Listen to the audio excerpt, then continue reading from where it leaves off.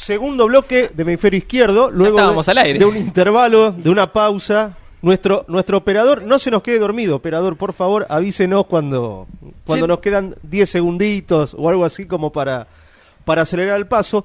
Bueno, segundo bloque de Hemisferio Izquierdo, sí, dígame. ¿Te cuento algo? A ver, ¿sabes lo que pasó hoy? Una cosa ridícula, la infamia a punto máximo. Acabo de leer, no sé si sucedió muy temprano, nuevos petroleros presos por luchar en Santa Cruz. Antes de ayer. Encarcelan a petroleros y el sindicato se lava las manos. Es una cosa ridícula. No lo puedo creer. Perdón, me acabo de enterar acá al aire. Depende de qué sindicato. Bueno, no es tan ridículo. Viniendo la burocracia sindical sería ridículo que la burocracia sindical, salvo excepciones, salga a... Sí, no, por supuesto. A pelear por sus propios compañeros presos. Lo acabo de ver y me sorprendió un poquito. Bueno, vamos a adentrarnos a lo que habíamos anticipado sobre esta crisis sanitaria que asistimos a nivel general, pero en particular en Salta, sobre la base de un artículo que, nos inquietó bastante y nos llamó la atención, planteando que frente a esta profundización del ajuste, el desbarajuste económico, se estaría agravando la situación sanitaria en Salta, con cosas que, diría mi abuela, no son moco de pavo, ¿no? Por supuesto. No hay licitación para medicamentos, no hay designaciones en los hospitales, no hay ni siquiera, en muchos casos, fármacos y medicamentos.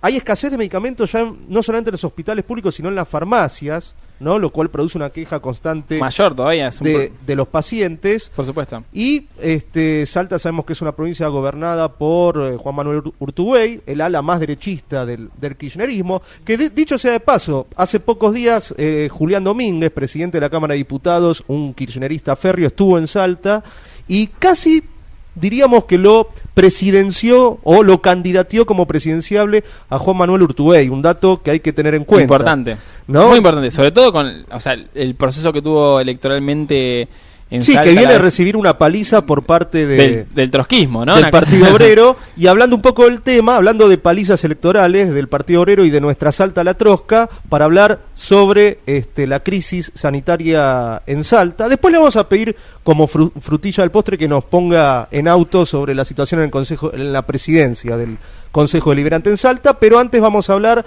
con nuestro compañero, el diputado provincial de la provincia de Salta, Claudio del Pla. Claudio, ¿nos estás escuchando? Hola, ¿cómo les va? ¿Qué tal? Hola, Claudio, ¿todo bien? Bien.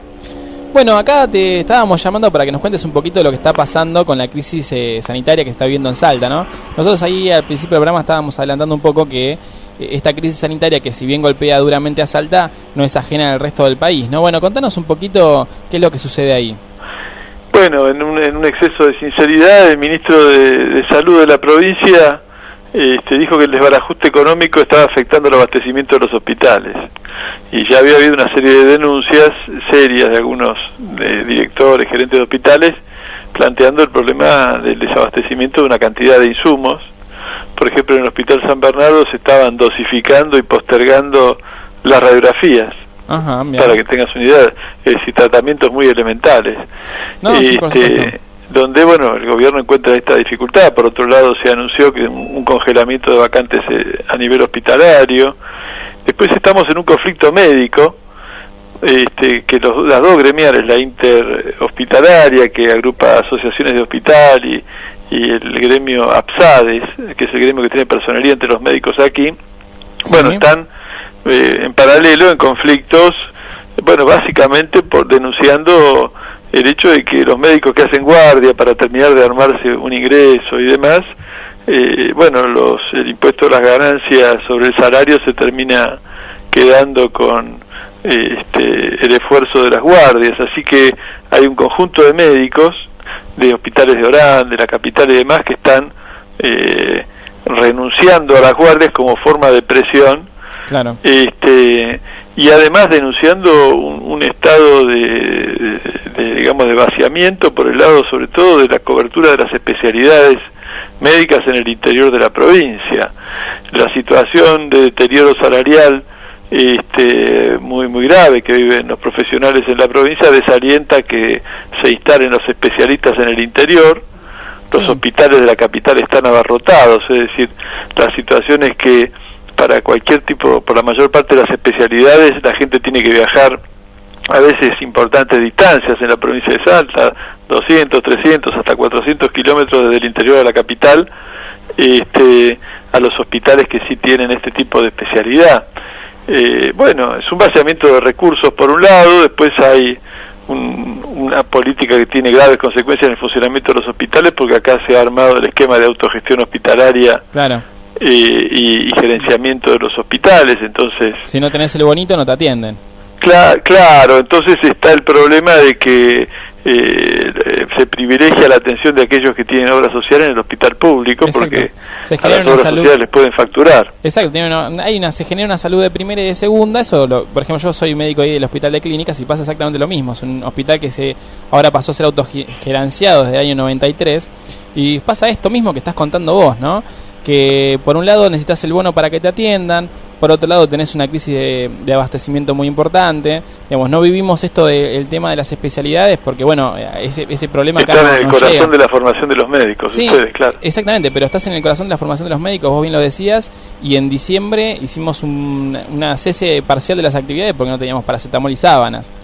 Vos imaginate que, hoy lo hablábamos recién con Hernán, si estando en el centro de la ciudad, en el centro del corazón donde se forman los médicos, donde lo que implica que depende prácticamente de forma directa de la financiación del gobierno nacional, y faltan ese tipo de cosas tan básicas como el paracetamol que compra cualquiera en una farmacia por 2 mangos, imagínate con el resto de las cosas que faltan. ¿Qué le puede quedar a un hospital en Tartagal? Exactamente, ¿qué le queda a un hospital en Tartagal, en Salta, que digo... No por desmerecer a Salta, digamos, pero claramente la financiación del gobierno de Salta es mucho menor que el gobierno nacional, ¿no? No, bueno, es un tema que viene de largo, nosotros venimos interviniendo mucho.